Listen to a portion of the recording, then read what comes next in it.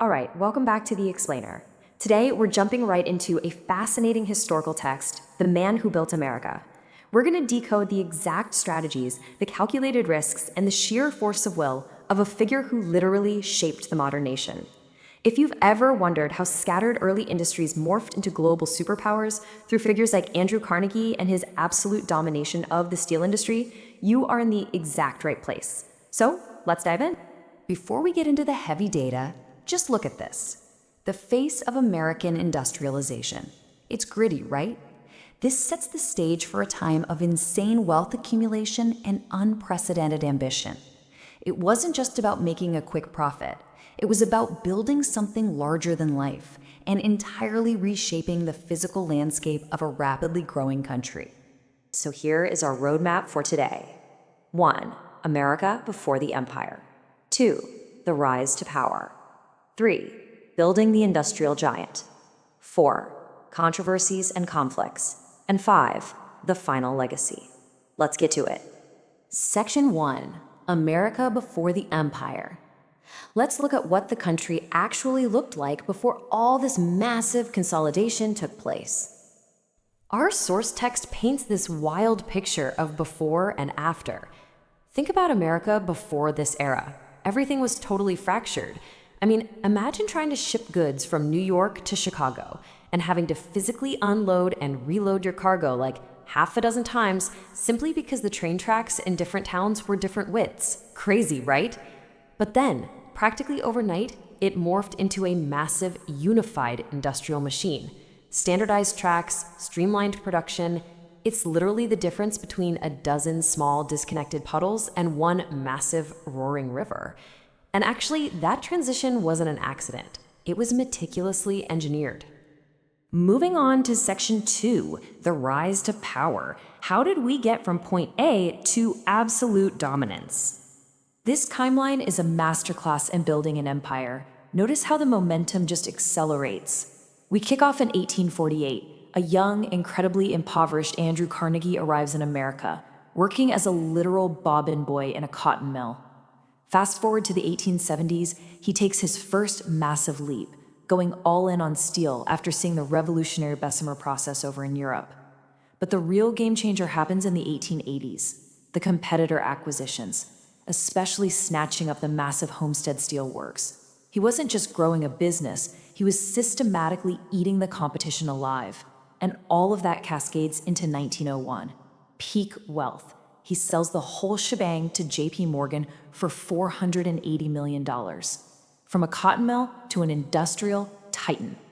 And you know what's absolutely wild about this story is that it reads exactly like a playbook for building an empire from absolutely nothing. It is simultaneously this hero's journey of relentless innovation and grit, and an anti-hero's journey driven by ruthless, unchecked ambition. That duality is what makes it so compelling. They weren't just participating in the economy, they were actively rewriting the rules of the game to ensure they literally couldn't lose.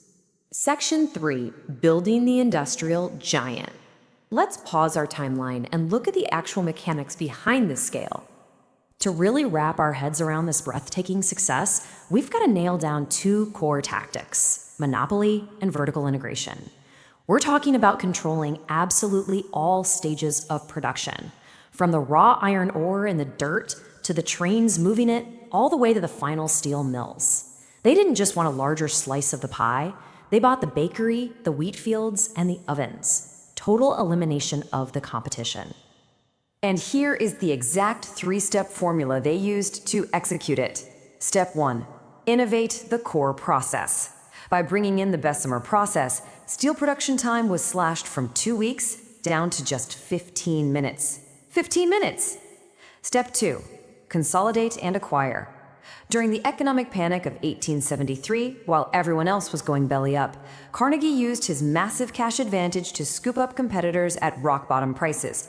And step 3, achieve total market dominance. It's just a totally methodical, relentless march from initial innovation to ironclad market control. The results of that three-step formula are frankly staggering. The human brain actually struggles to comprehend scale at this level. By 1900, Carnegie Steel alone was pumping out over 3 million tons of steel a year. To put that in perspective, that is more than the entire output of Great Britain. This one figure represents a peak net worth equivalent to over $300 billion today, alongside tens of thousands of miles of railroad infrastructure built from their steel. They didn't just build a company, they forged the physical skeleton of a modern superpower. Section 4, controversies and conflicts, because you don't accumulate that kind of power without generating immense friction. Now, as objective historical analysts, we have to look impartially at both sides of the coin here, which our source text outlines perfectly. On one side, you have the captain of industry view, the undeniable economic growth they spurred, and the massive infrastructure leaps that dragged the country into the modern age. But on the flip side, the robber baron view, the deliberate crushing of rivals and absolutely ruthless monopoly tactics used to maintain control. We are not here to endorse a viewpoint, but we absolutely have to recognize that both of these realities existed at the exact same time. The source material dives deep into these dynamics as factual historical events.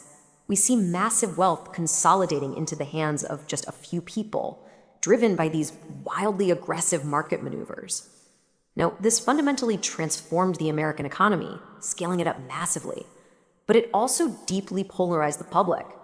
Think about the 1892 Homestead Strike, a really tragic, violent clash between striking steelworkers fighting for fair wages and the private Pinkerton guards hired to protect the plant.